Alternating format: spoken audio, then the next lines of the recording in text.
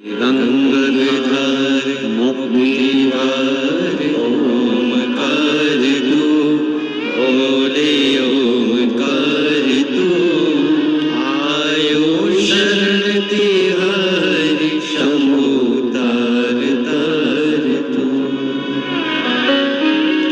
उसकी कृपा होती है तब जीव कदम आगे बढ़ाकर भगवान की शरणागति तक पहुंचता है।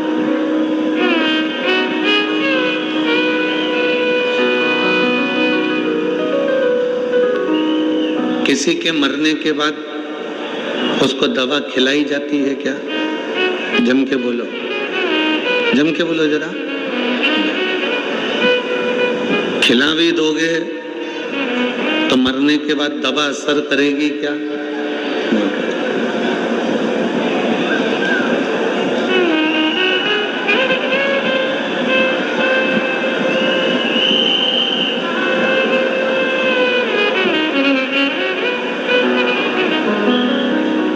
किसी के मरने के बाद दवा का असर नहीं होता। दवा असर कब करती है? जीते जी। मरने के बाद दवा का असर नहीं होगा। जैसे दवा का असर मरने के बाद नहीं होता, उसी तरह भजन का असर प्राण छूटने के बाद नहीं होता। जीते जी करो। दवा खाना है तो जीते जी खाइए, और भजन करना है तो जीते जी करिए।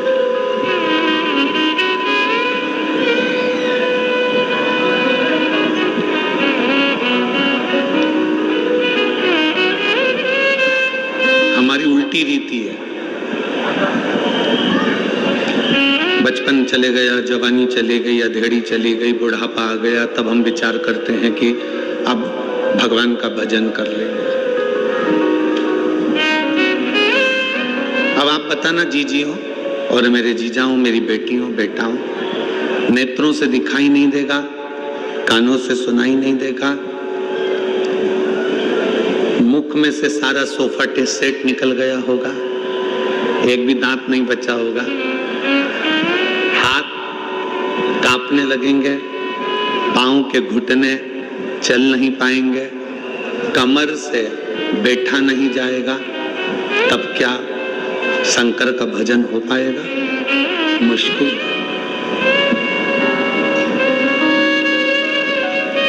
दवा और भजन, इन दोनों का असर जीते जी होता है। दवा भी जीते जी खा लो तो शरीर में काम आ जाएगी, और भजन भी जीते जी गा लो तो वो आखिरी तक हमारी जिंदगी में काम आता रहेगा। ये दोनों का असर।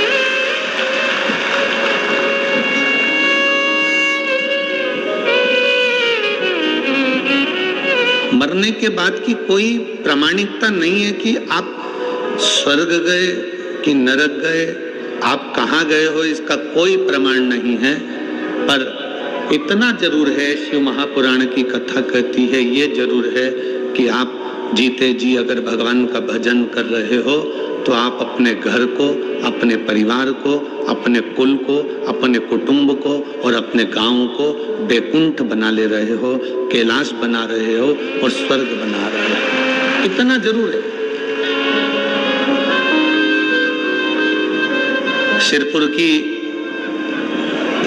सिरपुर महाराष्ट्र की ये पवित्र समिति, श्री शिव पुराण उत्सव समिति, जिस दिन से कथा लेकर आई है, उस दिन से ये समिति ये कथा के ग्राउंड में हर 2 दिन में, 4 दिन में, 8 दिन में, 15 दिन में कोई ना कोई आयोजन करती रही है। आयोजन करती रही।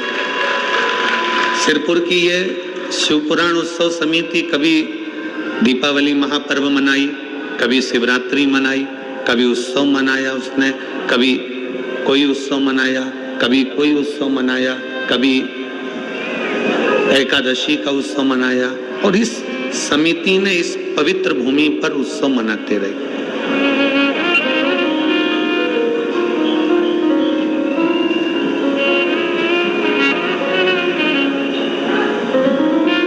और हमारा इस समिति से निवेदन है, ये शिव महापुराण समिति से निवेदन है, ये कथा होने के बाद आपकी समिति श्री शिवाय नमस्तुभ्यम ग्रुप के रूप में परिवर्तित हो जाए और वो एक ग्रुप ऐसा बने कि सनातन धर्म का कार्य करे। सिरपुर महाराष्ट्र की यह समिति श्री शिवाय नमस्तुभ्यम ग्रुप के रूप में सिरपुर महाराष्ट्र के रूप में इतनी आगे बढ़कर कार्य करे कि हमारे सनातन धर्म में अगर कोई साधारण सा व्यक्ति गरीब है, परेशान है, कष्ट में है, उसके कष्ट को समाप्त करने का प्रयास आप और हम सब मिलकर एकजुट होकर करें। अपने सिरपुर क्षेत्र में बेलपत्री के वृक्ष कम हैं तो बेलपत्री के वृक्ष का रोपण करें। अपने सिरपुर क्षेत्र में निर्माल्य विसर्जन की गाड़ी नहीं है तो उसकी व्यवस्था करी जाए। अपने सिरपुर क्षेत्र में कोई आसपास के क्षेत्र में शंकर जी का मंदिर छिन्न हो गया, टूट फूट गया, उसमें रंगाई नहीं है, पुताई नहीं है, व्यवस्था नहीं है, तो अपनी ये सिरपुर की श्री शिवाय नमस्तुभ्यम ग्रुप वहां जाकर थोड़ा सा आपस में एकत्रित कर कर उस मंदिर की रंगाई और पुताई भी करवाकर उसकी व्यवस्था करें। ये हम स्वयं करें।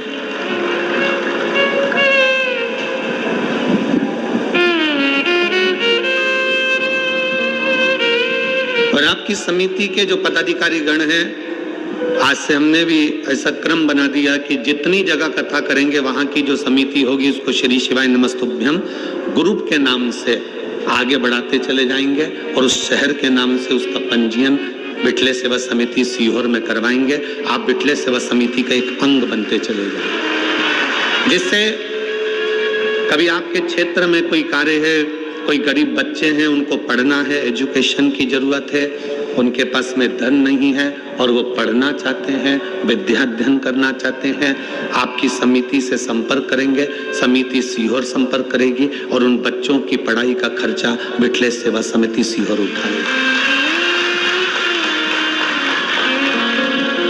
बहुत बच्चे हैं जिनको बहुत आगे बढ़ना है, उच्च कुल में है, उनको वजीफा भी नहीं मिल सकता, अच्छे परिवार से हैं तो वो किसी के आगे जाके हाथ भी नहीं फैला सकते और उनके बच्चों को आगे बढ़ना है। छोटे बच्चे हैं, पढ़ना चाहते हैं।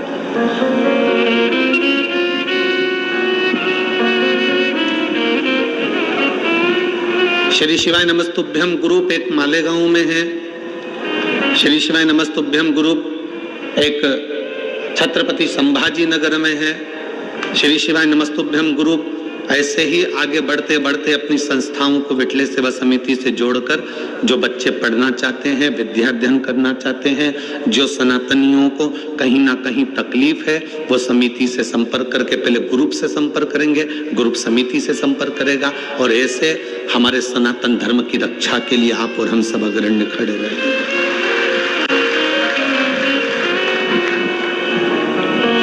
शिव तत्व की प्राप्ति के लिए, भगवान शंकर की प्राप्ति के लिए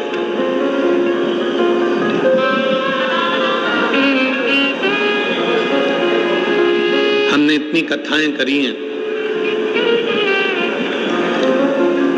पर सिरपुर जैसा उत्साह सिरपुर के बच्चे बच्चे का उत्साह नहीं देखा है। ऐसा उत्साह देखने को नहीं मिला। पूरा सिरपुर का एक एक व्यापारी, एक एक बच्चा, चाहे वो ब्राह्मण हो, चाहे वो क्षत्रिय हो, चाहे वो वैश्य हो, चाहे वो शूद्र हो, चाहे वो किसी वर्ण का हो, चाहे वो किसी भी रूप में हो,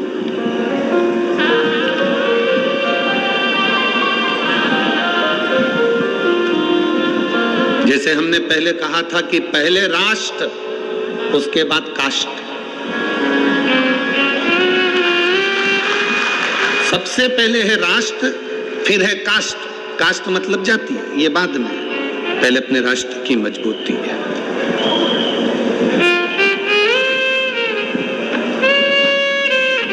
आज इस सिरपुर की पवित्र कथा का लाभ जो आप और हम ले रहे हैं, पूरा सिरपुर का एक एक बच्चा, एक एक जीजियां, एक एक बहनें, एक एक भाई इस सिरपुर की इस कथा के आयोजन के सफल बनाने के लिए बच्चे रोड पर खड़े हुए हैं और व्यवस्थाओं में लगे हैं। भोजन व्यवस्था, पार्किंग व्यवस्था, जल व्यवस्था, सारी व्यवस्थाएं ये कर रहे हैं। तो शिव महापुराण की कथा कह रही है कि दवा का असर जीते जी खाओगे तो दवा का असर होगा, भजन का असर, भक्ति का असर, शिव स्मरण का असर आपके जीते जी होगा। मरने के बाद कहां चले गए?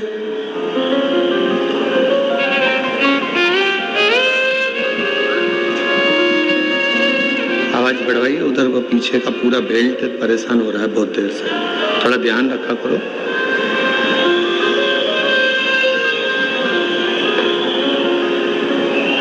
अभी कुछ देर में चालू हो जाएगा, कोई लाइन टूट गई होगी तो वो चालू कर रहे हैं। दवा का असर जिंदा रहते में हो सकता है, भजन का असर जिंदा रहते में हो सकता है। मरने के बाद की आपकी और हमारी कोई गारंटी नहीं है कि कहां होंगे।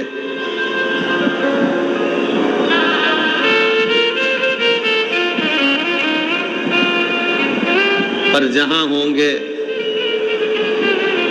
वहां हमारे शिव को याद कर रहे होंगे, इतना जरूर है, बस इतना। हमारे शंकर को, हमारे ओघड़ी को, हमारे त्रिकालदर्शी कैलाशी अविनाशी का स्मरण कर रहे होंगे। शिव की भक्ति को अपने भीतर उतार रहे होंगे। एक बार श्री नामदेव जी महाराज एक सभा में बैठे हुए थे।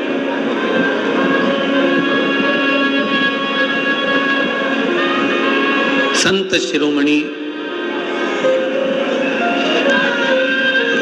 साधकों के साधक, तपस्वियों के तपस्वी, कीर्तनियों के कीर्तनकार, भक्तों के भी भक्त और पांडुरंगा हरि विठ्ठल के पूर्ण समर्पण भाव में रहने वाले संत श्री नामदेव जी महाराज। संत श्री नामदेव जी बैठे, सभा लगी है और उस सभा में नामदेव जी महाराज बैठे हुए हैं, विराजे। कीर्तन चालू हुआ, राम कृष्ण हरि, राम कृष्ण हरि, राम कृष्ण हरि।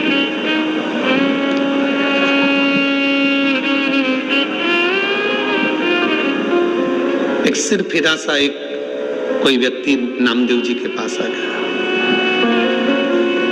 और नामदेव जी के पास आकर बोला, नामदेव जी,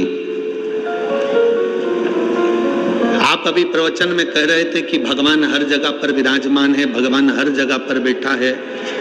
कुत्ते के पीछे, स्वान के पीछे आप घी की कटोरी लेकर भाग रहे थे, कुत्ते में भी आपने परमात्मा को देख लिया, हर एक में परमात्मा का दर्शन कर रहे हैं,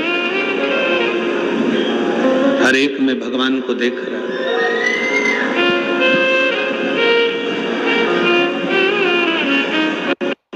ने कहा, नामदेव जी, क्या ईश्वर दिखता है? क्या भगवान दिखता है?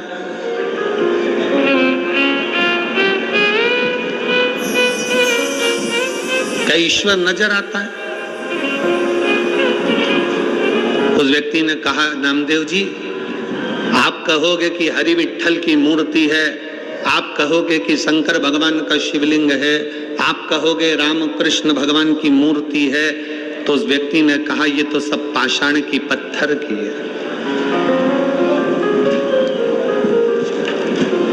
नामदेव जी उसकी ओर मुस्कुराकर बोले कि भगवान का शरीर पत्थर का है, पर कलयुग में तो इंसान का दिल पत्थर का है। यहाँ तो मनुष्य का हृदय, मनुष्य का दिल, मानव का हृदय पत्थर का हो गया।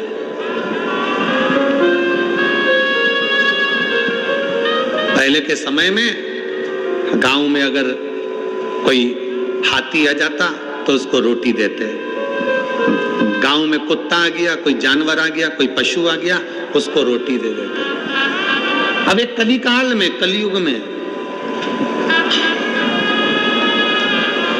पड़ोस में पड़ोसी के बच्चे भूखे सो रहे हैं और एक पड़ोसी को नहीं मालूम कि उसके बच्चे 2 दिन से कुछ नहीं खाए। बड़े बड़े शहरों में, बड़ी बड़ी सिटियों में एक ही फ्लैट में लोग रह रहे हैं। पड़ोस के फ्लैट में कौन कितने दिन से बीमार है, कौन एक रोटी के निवाले के लिए तरस रहा है, किसी को नहीं मालूम पड़ता।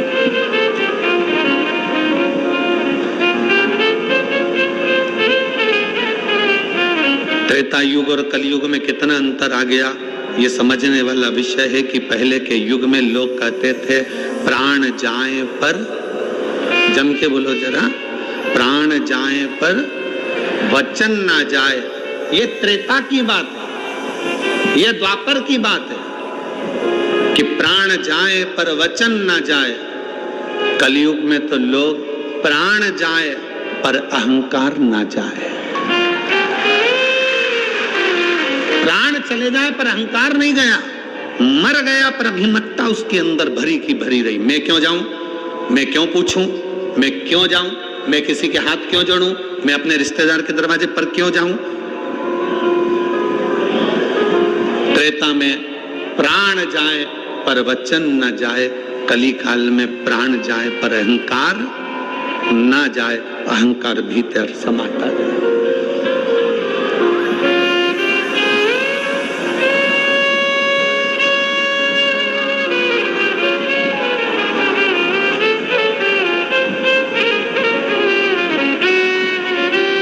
कभी आपको गर्व होना चाहिए, आपको ये विचार होना चाहिए कि आप किस रूप में, किस साधारण से साधारण व्यक्ति को भी अपने गले लगा रहे हैं।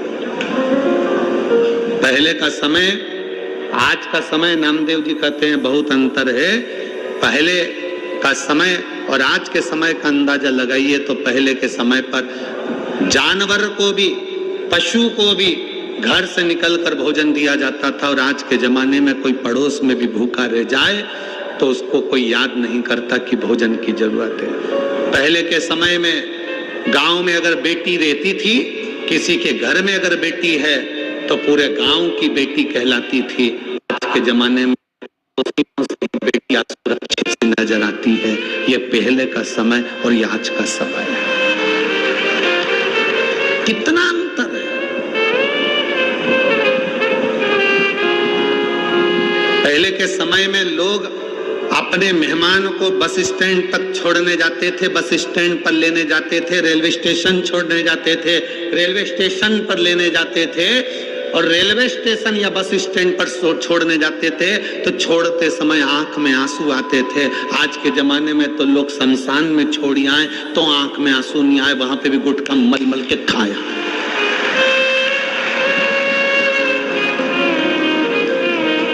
शमशान में मुर्दा जल रहा है और ये वहां बैठकर तंबाकू मल के खा रहा है, उसकी आंख में आंसू नहीं है। पहले के समय में किसी मेहमान को छोड़ने जाते थे तो आंख में आंसू आते थे। बोलो रे जीजियो, सही है कि गलत है? कहां गया सब? किस जगह चले गया वो समय? कहां पर पहुंच गया वो समय?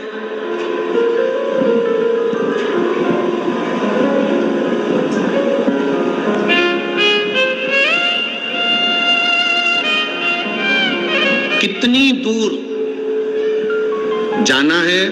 पहले के समय में इतनी गाड़ियां नहीं थी, इतनी व्यवस्थाएं नहीं थी जाने आने के लिए, बस के इतने साधन नहीं थे, ट्रेन के इतने साधन नहीं थे, तो भी पहले के जमाने में लोग कैसे भी किसी की तबीयत देखना हो, किसी के यहाँ कोई मिलने जाना हो तो बिना कारण के लोग चले जाते थे अपना समय निकालकर, भले वो पैदल जाना पड़े। आज के जमाने में जितने यहाँ बैठे हो ना, सबके घर में 2 व्हीलर की गाड़ी है, सबके घर में 4 व्हीलर की गाड़ी है। 4 व्हीलर नहीं होगी तो 2 व्हीलर तो होगी, बोलो है कि नहीं है ना सबके यहाँ? सबके घर में अगर 4 व्हीलर नहीं है तो 2 व्हीलर है। पहले के जमाने में तो गाड़ी नहीं होती थी, साइकिल होती थी, बैलगाड़ी होती थी, तो भी लोग मिलने जाते थे, समय निकाल कर पहुंच जाते थे। आज के जमाने में 4 व्हीलर गाड़ी है, ट्रेन का साधन, हवाई जहाज का साधन, हेलीकॉप्टर का साधन, बस का साधन, गाड़ियों का साधन, 2 व्हीलर 4 व्हीलर सब घर में है। उसके बाद भी अगर कोई रिश्तेदार की तबीयत गड़बड़ है तो कोई मिलने के लिए नहीं जाता, कोई परिचित के पास बैठने नहीं जाता, केवल फोन पर पूछ लेता है और राम राम साम साम कर लिया और जाने का काम खत्म हो गया। पहले के समय में लोग जाते थे, बैठते थे, बात करते थे और उसका दुख हरते थे।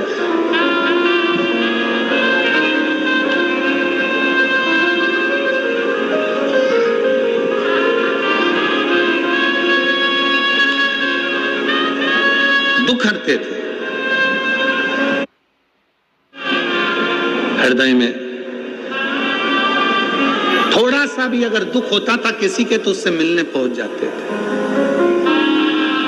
बोलो सही है कि गलत है? पहले के समय में घर में इतने कपड़े नहीं होते थे, इतनी अलमारियां भरी नहीं होती थी। पहले के समय में घर में इतने कपड़े नहीं होते थे, फिर भी घर में रहने वाला गरीब भी अपना पूरा तन ढककर रहता था। और आज पूरी अलमारी भरी होती है और व्यक्ति नंगा घूमता है।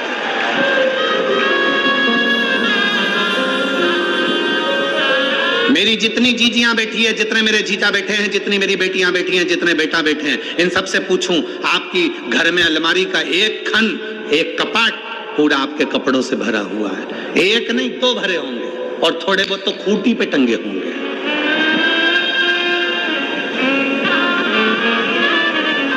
पहले के जमाने में कपड़े नहीं थे तो भी गरीब से गरीब व्यक्ति भी अपना पूरा तन ढककर चलता था, तन ढका करता था।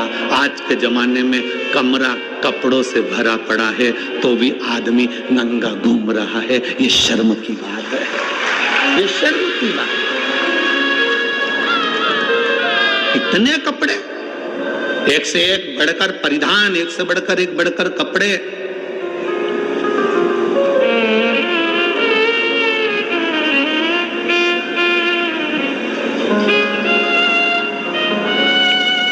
मैं महाराष्ट्र की मेरी जीजियों को, मैं संपूर्ण देश की मेरी बेटियों को, मेरी माताओं को हाथ जोड़ नमन कर कर प्रणाम करता हूं कि आप हमारी संस्कृति और सभ्यता को बनाए हुए हो, संस्कार को दे रहे हो। आप आज भी सभ्यता और संस्कृति और संस्कारों की दैनी इस भारत माता के संस्कारों को दुनिया तक पहुंचा रहे हो।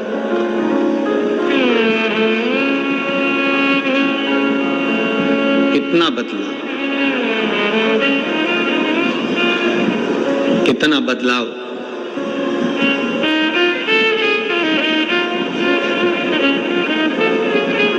नामदेव जी कहते हैं तुम्हारे जो शब्द हैं ना, ये शब्द ठीक नहीं है। तुम क्या कह रहे हो? अगर ईश्वर है तो दिखता क्यों नहीं? ये तो पत्थर की मूर्ति है जिसका तुम गुणगान गा रहे हो, जिसका तुम विनय कर रहे हो। नामदेव जी ने कहा भगवान का शरीर पत्थर का है पर इंसान का तो दिल पत्थर है। पत्थर दिल है, इसलिए भगवान की मूर्ति भी पत्थर की नजर आ रही है। जिस दिन दिल कोमल होता उस दिन मेरा शंकर भी कोमल नजर आता, मेरा शिव भी कोमल नजर आता।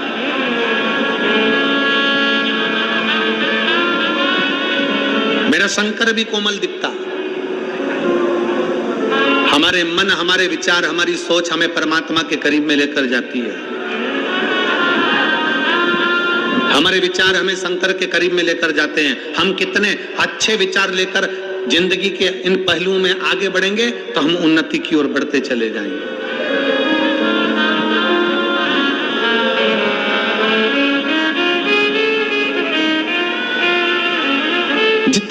अच्छा सोच सकते हो उतना अच्छा सोचो, जितना अच्छा विचार कर सकते हो उतना अच्छा विचार करो। परमात्मा ने, मेरे शंकर भगवान ने, मेरे भोलेनाथ जी ने, मेरे शंभू ने, मेरे त्रिकालदर्शी ने, मेरे महाकाल राजा ने, मेरे कुबेरेश्वर महादेव ने कुछ चीजें मनुष्य को फ्री दी है। पहले नंबर पर नींद परमात्मा ने फ्री दी है, इसका कोई पैसा नहीं लगता। रात को सो तो प्रेम से सो, चिंता छोड़कर सो। मेरे परमात्मा ने कुछ चीजें फ्री दी है। पहले नंबर पर नींद, दूसरे नंबर पर शांति। मेरे परमात्मा ने नींद अगर दी है और शांति मेरे परमात्मा ने दी है तो फ्री दी है। जिस दिन बन सके उस दिन शंकर की शरण में बैठना, उसका श्री शिवाय नमस्तुभ्यम का स्मरण करना, उस दिन शांति का अनुभव करोगे। आनंद मेरे भोले बाबा ने फ्री दिया है। अकेले भी रहो ना तो मुस्कुराते रहो।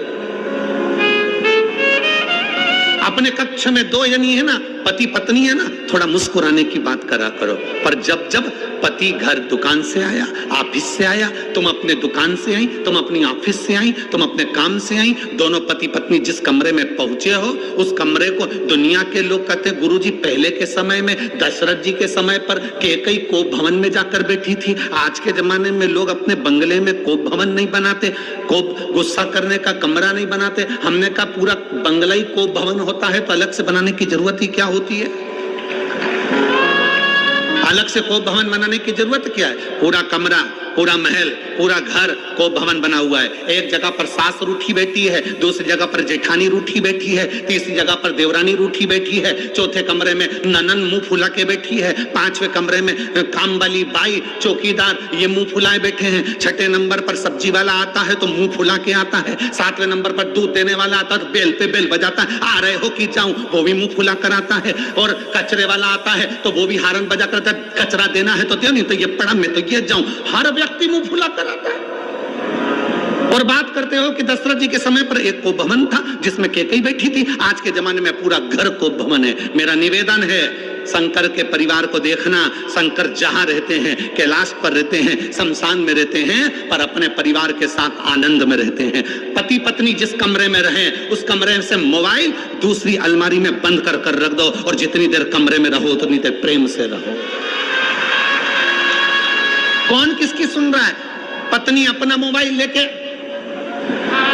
पति अपना मोबाइल लेकर उधर पड़ा। और दोनों को चर्चा करना चाहिए अपने बच्चों की लाइफ क्या बनाना है, अपने बच्चों को क्या कराना है, बच्चे कैसे आगे बढ़ेंगे, बच्चों को सर्दी हो रही है, बच्चों के साथ ऐसा हो रहा है, ऐसा विचार करना चाहिए। देखो अपनी बुआ की तबीयत खराब है, वहां चलकर देखना चाहिए। मामा जी का स्वास्थ्य खराब है, एक बार वहां चलना चाहिए। देखो दुकान से फुर्सत नहीं मिलेगी, आदमी मरते मर जाएगा पर उसे फुर्सत नहीं मिलेगी। इतनी बड़ी शिव पुराण सिरपुर में हो रही है और तुम दुकान खोलकर बैठे हो। कम से कम एक दिन तो दुकान में से निकालिए और सिरपुर की कथा में चलिए। ये अपने को कहना पड़ेगा। वो अपने मोबाइल में मस्त है, तुम अपने मोबाइल में मस्त हो, और पूरी जिंदगी बस ऐसे ही निकलती चली गई।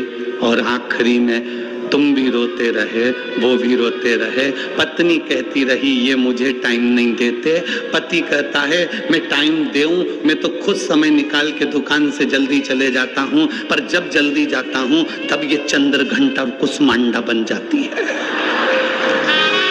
मैं तो खुद तकलीफ। कहां गया आनंद? शंकर भगवान ने, ओघड़दानी ने, त्रिकालदर्शी कैलाशी ने, जब भगवान नारायण, भगवान मां जगतजननी दुर्गा, श्री गणेश जी महाराज, सूर्य नारायण और भगवान शंकर सब बैठे थे। पंचायत लगी थी देवताओं की। शिव पंचायत में सारे देवता बैठे थे, 33 कोटि देवता पंचायत को सुनने बैठे थे। तो पूछा, नारायण ने कहा मेरे पास में ये है, ब्रह्मा कहे मेरे पास में ये है, शंकर भगवान ने कहा मुझे कुछ नहीं चाहिए, मेरे संसार में मृत्यु लोक में जो जन्म लेगा उसको कुछ चीजें फ्री में दे दी जाए। क्या चीज फ्री चाहिए? तो कि वो सोए तो निंद्रा फ्री हो, शांति फ्री हो, आनंद जम के बोलो फ्री हो, आनंद भी फ्री हो, हवा जम के बोलिए फ्री हो, पानी फ्री हो, हवा, पानी, प्रकाश सूर्य का फ्री हो, और शंकर भगवान से पूछा और क्या फ्री चाहिए? शंकर जी कहते हैं मनुष्य की श्वास भी फ्री हो, ये मानव की श्वास भी फ्री हो, इसकी कोई कीमत नहीं। शंकर भगवान से पूछा गया ये सब चीजें तुमने फ्री मांग ली है, पर इनकी कीमत कितनी है तुम्हें मालूम है?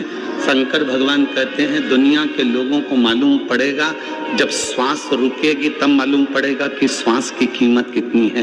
पानी जब खत्म हो जाएगा तब मालूम पड़ेगा कि पानी की कीमत कितनी है। हवा जब रुक जाएगी तब ऑक्सीजन की बोतल लगेगी, तब मालूम पड़ेगा कि हवा की कीमत कितनी है। घर से जब शांति चली जाएगी, बाबाओं के दरवाजे पर जाकर कहोगे थोड़ी शांति दे दो, तब मालूम पड़ेगा शांति की कीमत कितनी है। नींद चली जाएगी, डॉक्टर को दिखाओगे वो 500 रुपए की गोली देगा एक खा के सोने के लिए, तब मालूम पड़ेगा कि नींद की कीमत कितनी है, हवा की कीमत कितनी है। शांति जब चली गई, शांति की कीमत कितनी है। ये सब चीज की कीमत, आनंद जब चले गया जीवन का, तब मालूम पड़ेगा कि आनंद की कीमत कितनी है। शंकर भगवान ने जो जो मनुष्य को दिया है, फ्री में जो जो चीज दी है, आज के जमाने में ये सब कीमती है। इसको संभाल कर रखना हमारी जवाबदारी है, इसको संजो कर रखना हमारी जवाबदारी है।